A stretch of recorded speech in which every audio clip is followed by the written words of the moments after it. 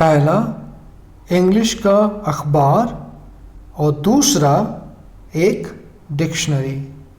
First a newspaper in English and secondly a dictionary. First a newspaper in English and secondly a dictionary. आप किसी भी अखबार से शुरुआत कर सकते हैं. You can start with any newspaper. You can start with any newspaper. मैंने तकरीबन सारे अखबार पढ़ रखे हैं और लगभग सब एक जैसे ही होते हैं. I have nearly read most of the newspapers and they all are almost the same. I have nearly read most of the newspapers and they all are almost the same. आजकल हर किसी के पास फ़ोन तो होता ही है. These days everyone has a phone. These days everyone has a phone.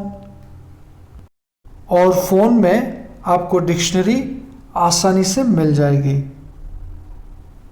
And you will get dictionary in your phone quite easily. And you will get dictionary in your phone quite easily. आपको करना क्या है कि रोजाना अखबार पढ़ना है. What you need to do is to read newspaper every day. What you need to do is to read newspaper every day. जो शब्द कठिन लगे उसे रेखांकित कर लो. Any word which you find difficult, underline it. Any word which you find difficult, underline it. और उसको अपनी डिक्शनरी में ढूंढो. And search it in your dictionary. And search it in your dictionary. फिर आप उसे अपनी नोटबुक में लिख लो ताकि उसे भूलो नहीं. And then write it in your notebook so that you won't forget it. And then write it in your notebook so that you won't forget it. बस एक बात याद रखना. Just remember one thing. Just remember one thing. किसी भी कठिन शब्द का अर्थ उदाहरण के साथ याद करना. Learn any difficult word meaning with an example. Learn any difficult word meaning with an example. कभी भूलोगे नहीं. You will never forget it. You will never forget it. शब्दों के साथ साथ वाक्यों को समझो और दोहराते रहो.